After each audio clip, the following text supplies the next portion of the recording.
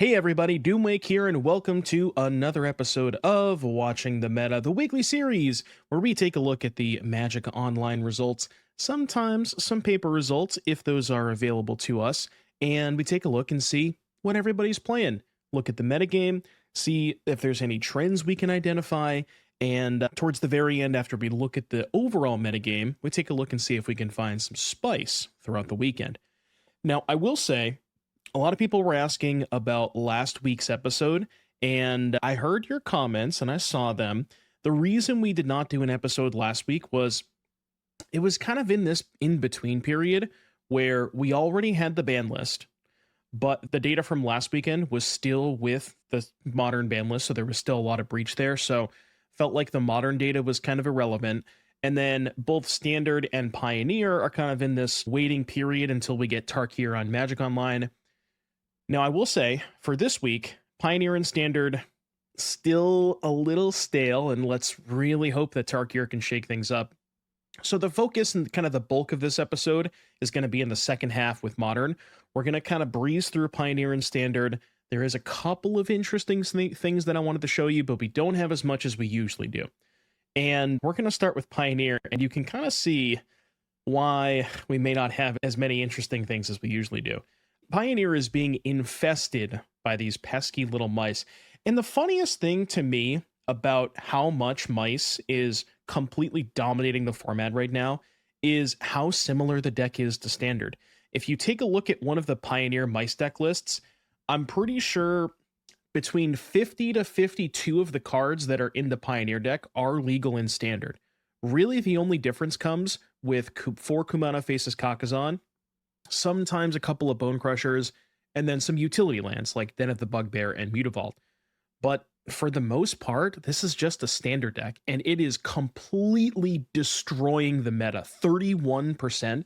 I mean, it was 30% 2 weeks ago, so not really much has changed, and I'm not really sure what is going to change or what I'm sure, and I will say I haven't played a lot of Pioneer over the past month or so, a little bit here and there, but I find it hard-pressed to believe that there's not a deck in Pioneer that can beat the Mice deck. You'll notice here there were 4 challenges that were won by Sacrifice Mono Black Midrange, which I think on paper does look like it has a reasonable matchup against them, so we're going to take a look at that Mono Black deck, and I'll show you why. But yeah, I mean, Mice is everywhere. We need to find a good Exterminator for the Pioneer format. I'm not sure who that's going to be, but Rakdos Demons in second, and then everybody else is just kind of like, look at, after Rakdos Demons at 15, the next highest was Mono Black Midrange at 6.3. So yeah, it's just mice everywhere. But speaking of Mono Black Midrange, let's take a look at that deck. Alrighty, folks. So we are going to be starting off things with the Mono Black Midrange deck that I kind of alluded to earlier. And as you can see, it seems like in theory, this deck should have a reasonable mice matchup. You have 4 Gifted Aetherborn, which is important because they have a lot of ways to pump their power, like Monstrous Rage and Hardfire Hero, ways to get outside of normal blockers. But Gifted Aetherborn having Death Touch, I think, kind of changes the equation on that. And then you're just kind of the typical black interaction package of Fatal Push, Thoughtseize. I guess the Invoke Despairs probably aren't very good against Mono Red, neither are the Sign and Bloods. But, I mean, the combination of Fatal Push, Thoughtseize, and Gifted Aetherborn plus Shieldred at the top of the curve should, I think, give you enough time. And like I said, I feel like there's probably ways you can make this deck better against Red if you wanted to, say, trim on Invoke, trim on Sign and Blood. So, if you are playing Pioneer right now, I would highly recommend trying to tweak and work on some sort of Mono Black build, because that's certainly where I would want to be in this world of just infinite amount of mice. And then the other sweet one I wanted to show you here from Niku in 18th place. This one is Rottenmouth Viper, but not quite what we maybe have seen before. So we've seen Dimir versions of this deck that play Spyglass Siren, Case of the Filched Falcon, things like that. But this one is Rakdos, and I kind of like this version a little bit better. So you still have a lot of the same kind of stuff. Well, I guess not really. The only really holdover here is Grimbauble from previous versions of the Viper deck.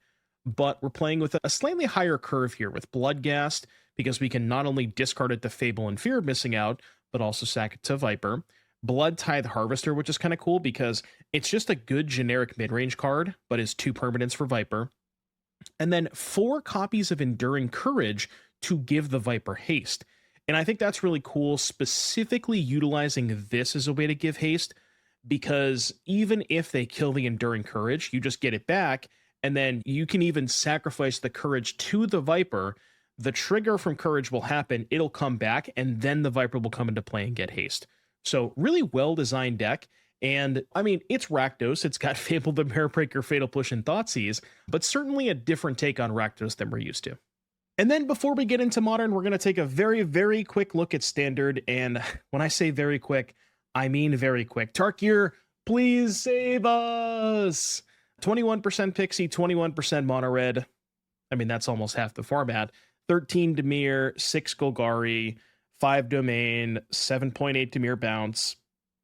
One interesting thing about this is Domain, I guess it's actually up from 2 weeks ago, but it feels to me that Domain is just falling off a cliff.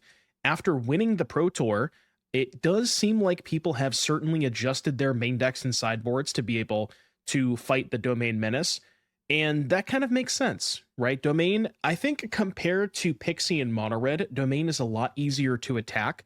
You can go lower than them, you can play counter spells, you can play disenchants. There's, believe it or not, plenty of ways to attack the Domain deck. And I do think that there are less options available to attack Pixie and Mono Red specifically, which is why you see them so dominant here. But, you know, I'm excited for Tarkir. I really hope it's going to shake things up and not just add Sun Pro Kirin and Corey Stillcutter to Mono Red and Pixie, but we'll see what happens. Until then, we got a couple of deck lists that I wanted to show you guys, and maybe even some things that you can improve on once Tarkir gets here. This isn't necessarily one that you're going to want to try. Well, maybe you do want to try once Tarkir comes out. I saw this deck list and I could not stop laughing.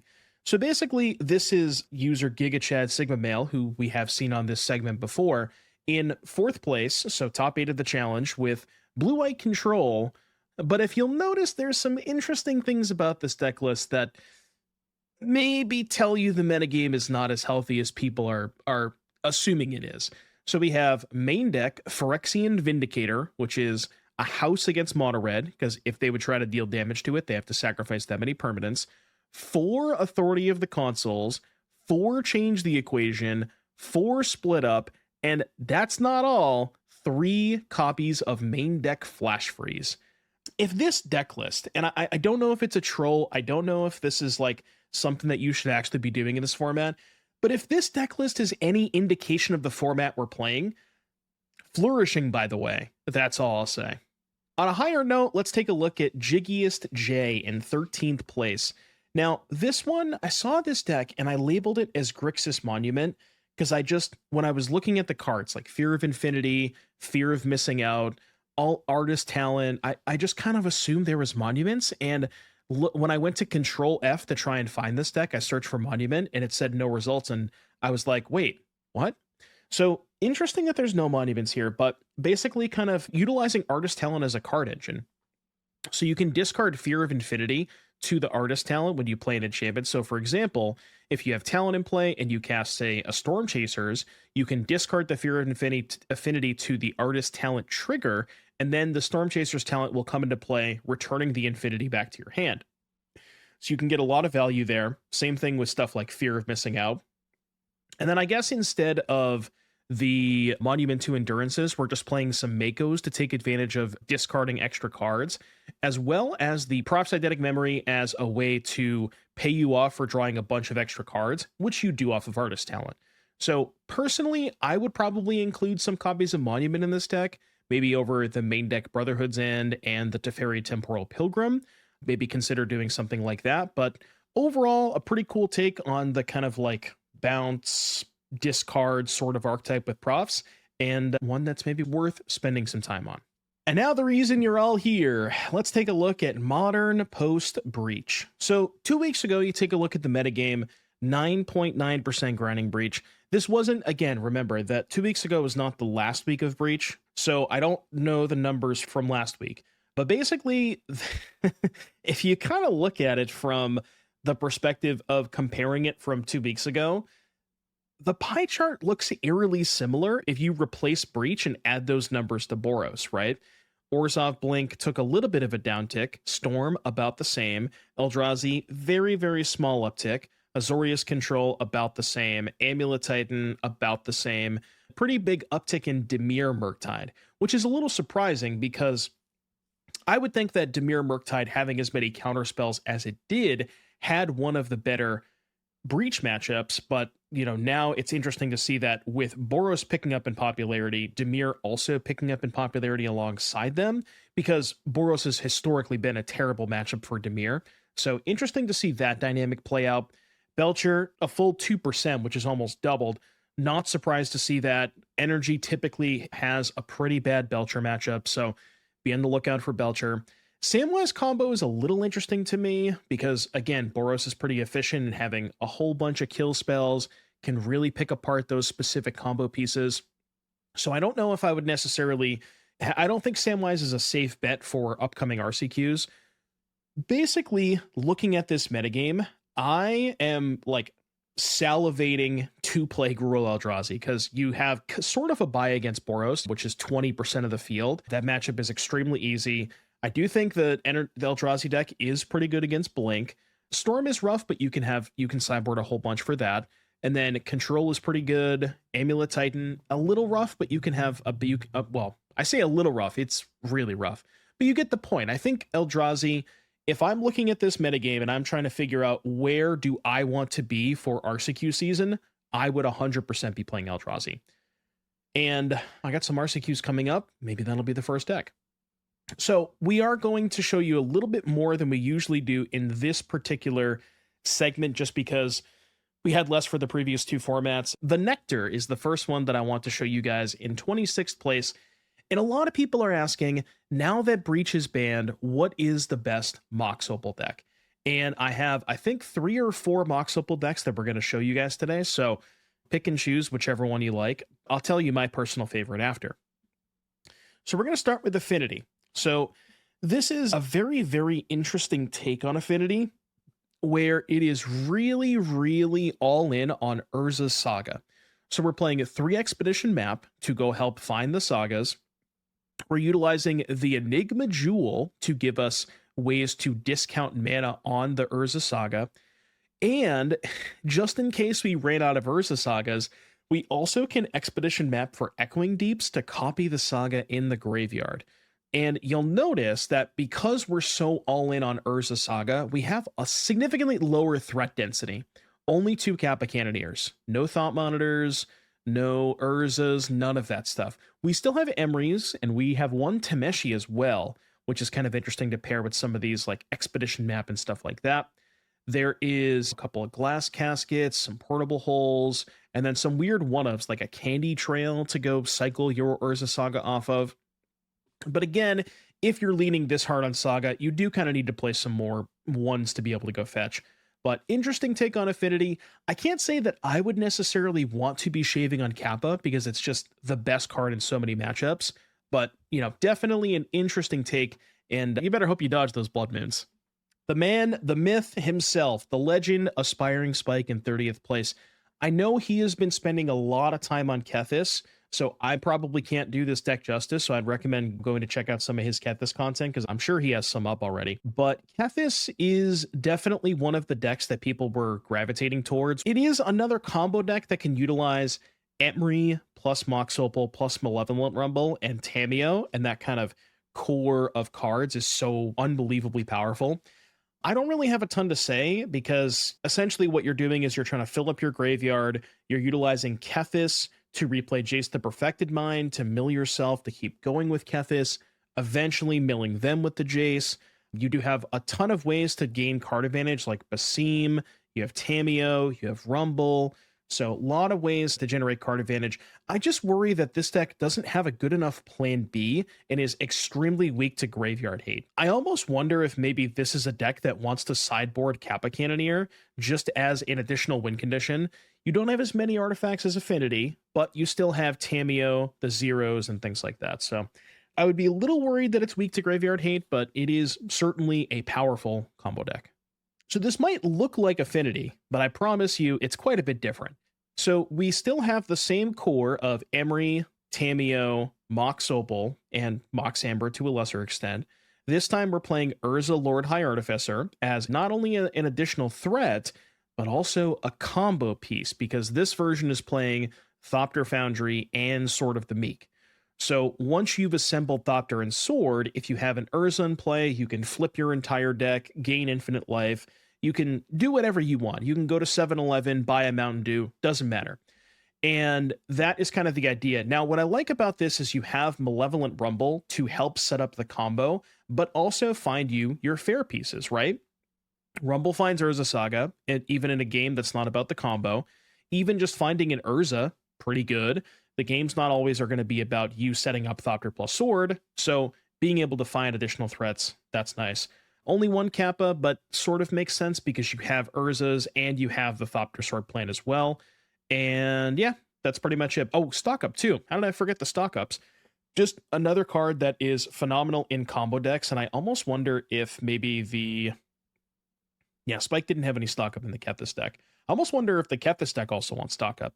But again, another cool take on Affinity. Not really Affinity, but kind of. Thopter Sword. And then the last Mox Opal deck I have for you is one that we've seen before, but given how much we're talking about Opal, I just wanted to refresh your memory a little bit. May have been a while since the last time we've seen this deck, but it is mono red as Miranda Mardekist and Ikoldakar with Monument to Endurance.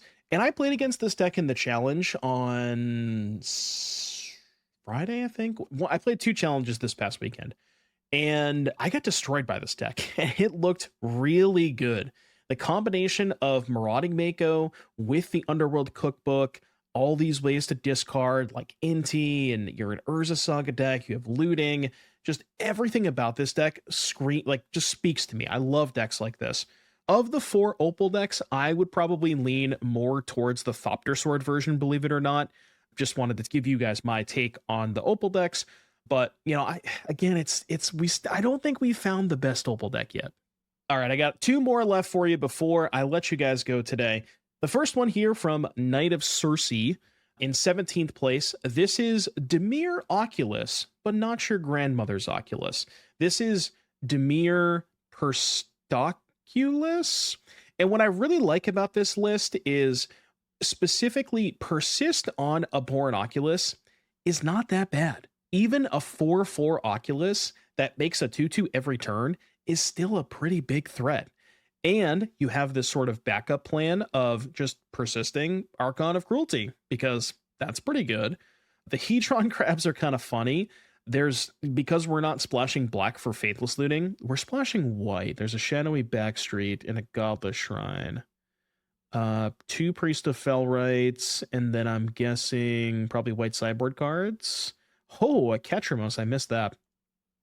So that's kind of a cool splash, because the Hedron Crab plus Priest of Fellrights kind of helps you set everything up. You turbo mill yourself, mill over a Priest and an Archon, flash it back for 5 mana, you're good to go.